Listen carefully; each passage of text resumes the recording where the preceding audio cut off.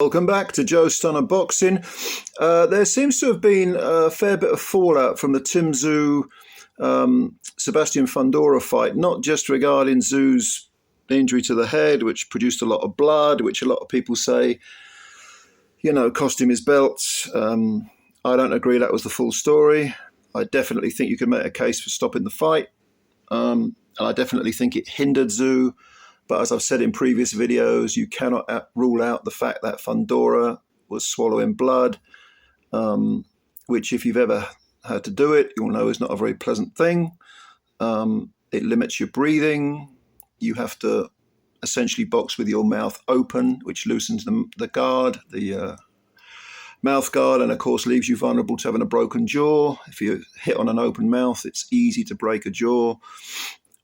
So he had his own trials and tribulations, but where I do have a tremendous amount of sympathy for Tszyu is that it looks like he might be frozen out of a rematch, which he does. Not only does he deserve thoroughly, because let's be honest here, he gave Fundora a shot at the title. Fundora coming off a knockout defeat. He saved the PBC show, which was the first one on Amazon Prime, by taking a completely different opponent to the one that he was meant to fight. Paulie Malignaggi actually made a good point about this, saying that, he was going to fight Thurman, who was a 5'7", 5'8", orthodox fighter. Instead, he fought a 6'6" southpaw. I mean, Tszyu deserves tremendous amount of credit for not ducking out, for wanting to defend his belts. And okay, the way to appease the people that say, okay, what about the injury and so on? Well, you have the rematch, and they were contracted to fight a rematch. But who jumps into the ring afterwards? None other than Errol Spence, a PBC fighter. And it does look as if Fundora may well take on Spence. Nothing's been signed, nothing's been finalised, none of that stuff has even been revealed yet. Certainly no T's have been crossed or I's have been dotted. Then you add into the mix Terence Crawford, who is WBO, because he was undisputed champ, welterweight champ, and he can exercise his right with the WBO to fight for their title at the higher weight, which he's activated that option. So what's going to happen? Okay, it's quite possible the WBO that Fundora will say, I'm not fighting Spence. I'm not fighting Crawford. Crawford's not really a PBC fighter. He has fought under their banner before, but he's essentially on the outside compared to Spence, who, of course, he smashed up. And the WBO might strip Fundora and give Spence a shot at the title against maybe a Tszyu. Maybe, you never know. Fundora they'll probably negotiate some sort of fight with Spence Jr., which would be for the remaining WBC title. I can't see the WBC insisting that any contract is honoured, because this is the WBC, they make up as they go along. So what I would guess, and of course this is only guesswork, is that the WBO belt would probably be made vacant and contested between possibly Tim Tszyu and Terence Crawford, and the WBC belt will be between Fundora and Errol Spence, and then perhaps, not definitely, nothing's definite in this game, the winners of those two semi-finals will meet for those two belts again, WBO and WBC. And I think this is it's a bit harsh on Tim Tszyu. I think Tim Tszyu deserves that rematch against Fundora. If you look at the overall show, and it was PBC's first show for Amazon Prime, it was pretty damn good show. Let's be honest here. I mean, I've had my criticisms of PBC in the past, and it does have that cult-like status or feeling about it.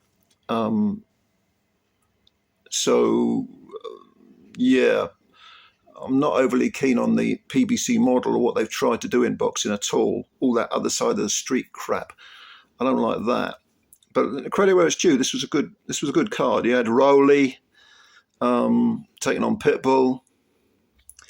I think Rowley, I mean, he's pretty dim, isn't he? He's a pretty dim bulb. But even he must be thinking, oh, Christ, I wish I'd insist on fighting Ryan Garcia. Look at the state he's in, losing the plot.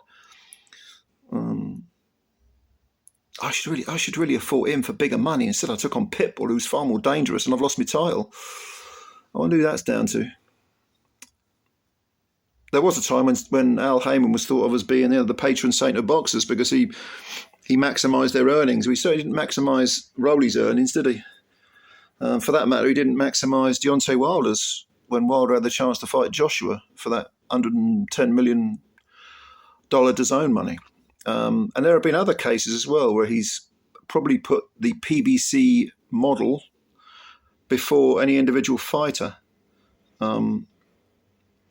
So, yeah, and we all know about the inactivity of certain PBC fighters and so on.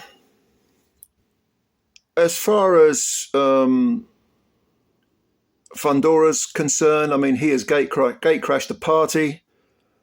I can't really blame him for going for the big bucks, whichever is the biggest, whether it's... I mean, I'm all for people honouring their contracts, don't get me wrong. I think he should fight Tszyu next.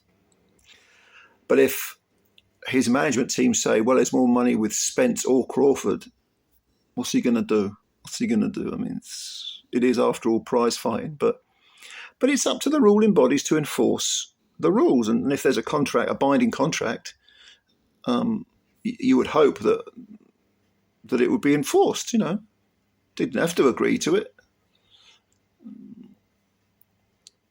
If Fundora said, yeah, I'll step in, I'll save your show for you. Okay, but it needs to be a 2-fight deal. Yeah, no problem. He win the first fight. I'm not so keen on the 2-fight deal now. It doesn't seem right to me. It doesn't seem right. But it is prize fighting, So as far as the rest of the show, again, very good. Erislandy Lara, 40, 41 now, knocking out Michael Zarafa. I thought Zarafa would take him some rounds, maybe go out in about between the 8th, 9th, 10th, that sort of, part of the fight. He got done with one punch in the second round. That can happen. And Lara is, as he's gotten older, he's become a bit more flat-footed, tried to sit on his punches a bit more. He's always had a little bit of pop, but tends to sort of move a bit and, nick rounds and pinch rounds and use his skills rather than his power.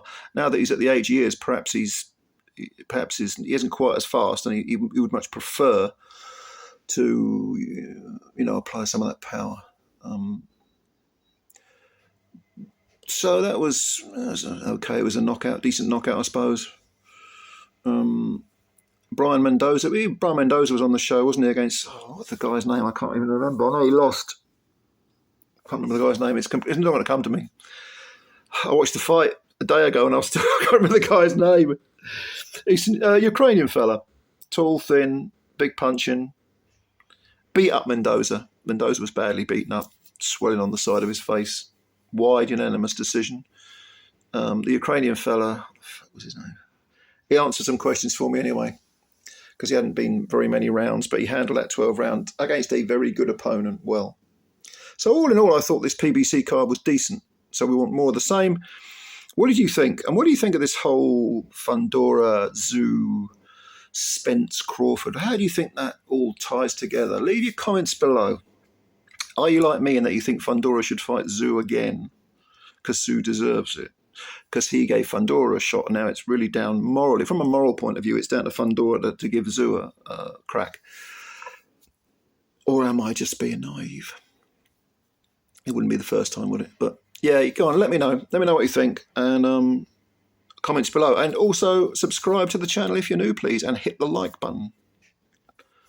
Because they count them, apparently. All right. Thank you, as always, for your time. I'm looking forward to reading your comments, and I'll catch you later. Bye-bye for now.